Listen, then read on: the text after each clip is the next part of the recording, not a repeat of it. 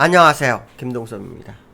7월 28일 아침 시작하도록 하겠습니다. 지난주 금요일날 미국 시장은 상승 마감했죠. 다우가 0.47% 상승했고요. 나스닥 0.24% 상승했습니다. 미국 시장의 상승은 관세 유예 마지막이 이제 8월 1일까지잖아요. 그 전에 일본과도 무역 협상을 했고, 그다음에 EU하고도 무역 협상 가능성 뭐 이런 게 시장을 이끌었고요. 주말에 미국과 EU의 관세는 15% 관세 합의를 했습니다. 그리고 EU는 대규모 투자도 약속을 했다고 합니다. 그것 때문에 그런가요? 해외 민수물이 0.4% 정도 상승하면서 출발하고 있는 그 흐름을 보이고 있습니다. 이제 이번 주에는 중요한 게 이제 우리나라가 관세를 얼마나 할 건지 15%냐 25% 현재 25%죠. 이 협상에 대한 부분. 두 번째로는 미국이 중국과 관세 유예를 했죠. 유예를 하면서 시간을 줬는데 그게 이제 끝납니다. 그거를 이번 주에 협상한다고 했거든요. 그 협상에 대한 내용 뭐 이런 게 중요한데요. 미 상무장관이 이런 얘기를 합니다. 8월 1일 이후로는 관세 유예 연장이 없다고 합니다. 이제 뭐 자신감이 붙은 거죠. EU도 했고 일본도 했으니까 이제 중국도 뭐 어느 정도 지난번에 합의 받고 이제 우리나라 하면은 대부분의 나라는 관세 협상이 마무리되는 거죠. 그렇게 되면은 뭐 다른 나라는 G20 밖에 있는 나라는 통보해서 아마 진행을 할 확률이 높다고 봐야 되겠죠. 그래서 우리나라도 좀 다급한 상황이 됐죠. 지난주에 우리나라가 미국과 관세 협상을 하기 위해서 2+2를 하려고 했었는데 그게 취소가 됐잖아요. 취소가 되면서 우리나라가 지수가 최고치를 찍다가 밀려버리는 그런 상황이 나왔는데요. 이번 주는 어떨지 한번 지켜봐야 되겠죠. 일본이 우리나라 이웃나라로서 일본과 미국의 협상 내용을 보면 15% 관세 유예를 했고요. 관세를 했고요. 그 다음에 5,500억 달러 투자를 받는다고 하죠. 근데 우리나라는 지금 주말에 나온 내용을 보면 1,000억 달러 플러스 알파 정도 얘기하고요. 조선을 전략적 카드로 사용하고 농업 개방 얘기도 나오죠. 정치권에서는 뭐 소가 30개월 이후짜리는 들어오면 안 된다 이런 얘기를 하는데요. 크게 먹히겠습니까만 어쨌든 모든 카드를 다 내놓고 나가야 되는 그런 상황이다 이렇게 보여지는데요. 일본에 비하면 우리가 아무래도 경제적 규모가 차이가 있기 때문에 5,500억 달러 아니라 1,000억 달러 하면 충분하지 않을까 생각도 들지만 계속해서 지금 빨리 진행하지 못하는 것이 시장에는 상승을 제한시키는 그런 이슈가 될 수 있다. 뭐 이런 해석을 해봐야 될 것 같고요. 요 근래 미국 실적 시즌이죠. 테슬라가 지난주에 충격적인 실적을 발표하면서 약 8%가 빠졌다가 금요일 날은 하루 만에 저가 반발 매수로 5% 상승하면서 마감합니다. 앞으로도 실적에 대한 부분이 계속 나오죠. 왜냐하면 전기차 보조금 폐지 얘기가 나오고 그게 이제 곧 진행이 되죠. 이제 그런 부분들 오늘 테슬라의 실적이 더 나빠지는지 아닌지 이것도 계속 확인해야 되는 상황이다 이렇게 보시면 될 것 같고요. 애플과 메타플랫폼 그다음에 마이크로소프트사 아마존이라는 기업들이 이번 주 실적 발표를 합니다. 이번 주 빅테크 기업들의 실적이 미국 시장을 받쳐주는지를 좀 보셔야 될 것 같고요. 그 다우도 사실은 45,000선을 넘어갔다가 지금 더 못 올라가고 있거든요. 그래서 지난번 고점 부분에서 계속 행보하는 그런 흐름을 보이고 있는데 어떤 모습이 나오는지 요번 주 이후를 좀 지켜보실 필요성이 있고요. 그 다음에 그 29일과 30일 날 이번 주죠. 내일 밤, 내일 모레 FMC 회의가 있습니다. FMC 회의. 트럼프가 얼마 전에 그 연준 본부를 찾아갔었죠. 그 리모델링 하는 거요. 그러면서 금리 인하를 요구하는 뭐 그런 발언도 있었고 또 연준 보수공사 중에서 리모델링 하는 과정에서 뭐 추가로 더 들어간 게 있다면 문제가 될 수 있다. 뭐 그런 얘기까지 했었는데 이번에 연준이 그 압박에 한 발 뒤로 물러서는지도 좀 보셔야 되겠죠. 보통 경우는 안 하는데 또 연준 내부에 그 크리스토퍼 월러 연준 이사라든가 미셸 보우먼 그 부의장이 계속해서 금리 인하를 요구하고 있는 상황이죠.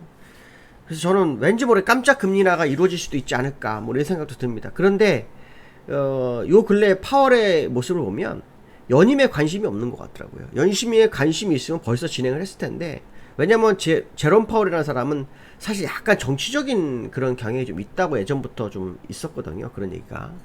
근데 연임에 대한 생각이 없는지 없다면 금리를 아마 지표에 따라서 내년 5월까지 뭐 유지하려고 할 수도 있습니다. 그렇지만 제가 말씀드리지만 미국도 그 금리가 높아서 가계의 호주머니 사정이 계속 안 좋아질 수 있는 상황이기 때문에 사실 경기 침체, 그러니까 관세로 인한 불확실성을 확인하는 작업이 필요하긴 하지만 미국 국민을 입장에서도 약간 금리 인하는 필요한 건 맞거든요. 저는 예전부터 금리 인하 요구했었는데 이 관세 때문에 사실 저는 이제 약간 50대 50이 된 상황이 됐거든요. 왜냐면 관세가 현실적으로 지금 합의가 다 돼서 미국 주가가 올라오지만 이게 본격적으로 진행됐을 때 저는 미국에서 생산한 제품들이 판매가 덜 될 거라고 생각을 하고 있고요. 그로 인해서 뭐 원재재 가격 상승이 더 시장의 침체를 불러일으키고 그것이 이제 고용도 줄이고 또 소비도 줄이는 이 상황이 올 수 있다라는 생각을 좀 많이 하고 있어요. 그런 부분들이 뭐 현실적으로 다가오는지를 봐야 되는데 그거는 지표로밖에 확인할 방법이 없잖아요.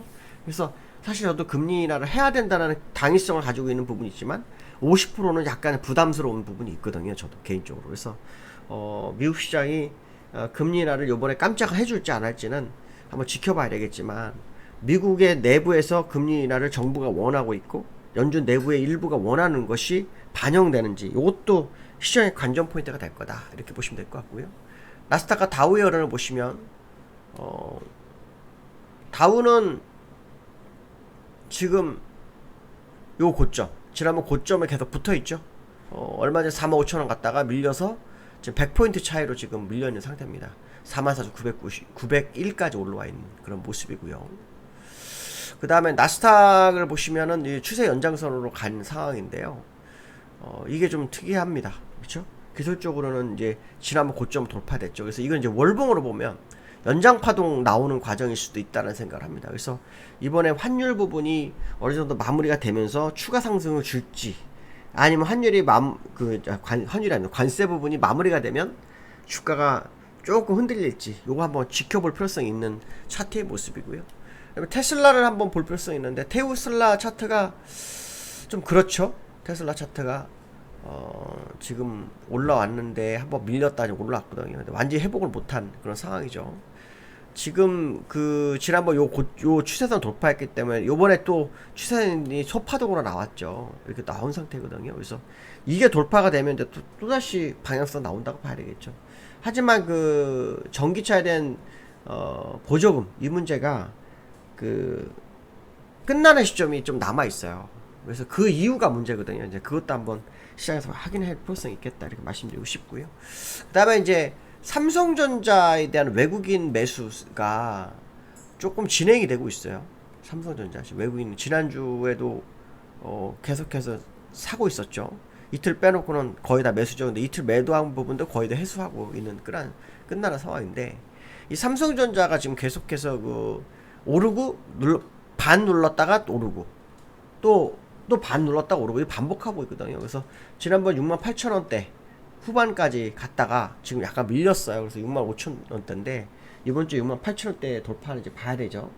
그 하이닉스가 HBM에 대한 실적이 좀 낮아질 거라는 그런 얘기도 있어요. 한편으로 그렇지 않을 거다라는 얘기도 하고요. 근데 이제 그 부분에 이제 삼성전자하고 마이크론이 HBM의 일부를 이렇게 점유할 수 있다는 생각을 하는 것 같아요. 왜냐면 지금 점유율이 57%가 하이닉스거든요. 삼성전자가 24%고 마이크론이 나머지거든요.